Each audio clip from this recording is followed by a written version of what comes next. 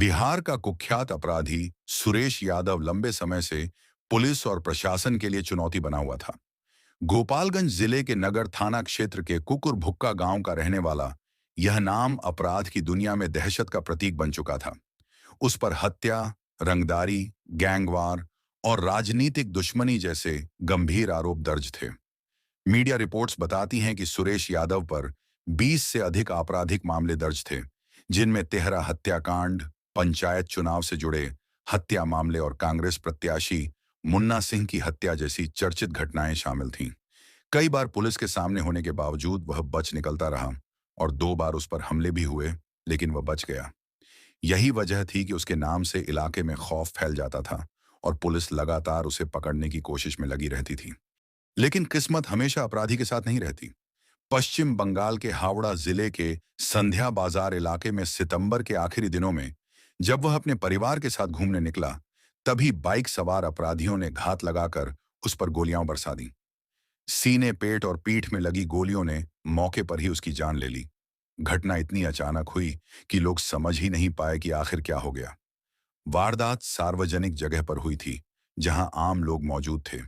इस गोलीबारी ने पूरे क्षेत्र को दहशत में डाल दिया और तुरंत पुलिस ने मोर्चा संभालते हुए शव को कब्जे में लेकर पोस्टमार्टम के लिए भेज दिया। हावड़ा पुलिस ने हत्या का मामला दर्ज कर लिया और सीसीटीवी फुटेज के आधार पर 2 लोगों को हिरासत में भी लिया गया, जबकि मुख्य आरोपी अब भी फरार बताया जा रहा है। यह हत्या किसी पुलिस एनकाउंटर की नहीं, बल्कि एक सुनियोजित साजिश की तरह सामने आई। माना जा रहा है कि सुरेश यादव की पुरानी दुश्मनी या गैंगवार ही इस वारदात की वजह हो सकती है। चूंकि वह लंबे समय से फरार था और पश्चिम बंगाल में रहकर अपनी पहचान छिपाने की कोशिश कर रहा था, ऐसे में यह भी संभावना जताई जा रही है कि उसने स्थानीय गिरोहों से रिश्ते बनाए थे और वही रिश्ते अब उसके लिए काल बन गए। गोपालगंज पुलिस भी बंगाल पुलिस से लगातार संपर्क में है, ताकि पूरे मामले की सच्चाई सामने आ सके। सुरेश यादव की मौत के बाद गोपालगंज और आसपास के इलाकों में तनाव का माहौल है। एक तरफ लोगों ने राहत की सांस ली है कि अपराध की दुनिया का एक बड़ा नाम अब खत्म हो गया, तो वहीं दूसरी ओर यह सवाल भी उठ रहा है कि आखिर इतने वर्षों तक पुलिस उसे पकड़ने में असफल क्यों रही। उसकी मौत ने यह साफ कर दिया कि अपराध चाहे कितना भी बड़ा हो और अपराधी कितना भी ताकतवर क्यों ना हो, अंत में उसका अंजाम हिंसा और मौत ही होता है।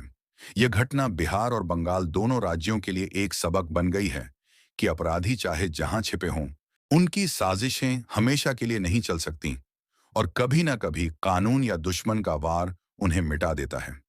इस पूरी कहानी ने लोगों के बीच चर्चा को और तेज कर दिया है। कुछ लोग इसे गैंगवार का नतीजा मानते हैं, कुछ राजनीतिक दुश्मनी से जोड़ते हैं और कुछ इसे पुराने अपराधों का हिसाब चुकता करना बताते हैं। लेकिन एक सच्चाई हर किसी के सामने साफ है कि सुरेश यादव जैसे अपराधी चाहे सालों तक दहशत फैलाए, उनके अंत का दिन जरूर आता है। सुरेश यादव की मौत के साथ बिहार के अपराध जगत का एक कुख्यात अध्याय बंद हो गया, लेकिन इसके पीछे की कहानी आज भी कई सवाल छोड़ गई है।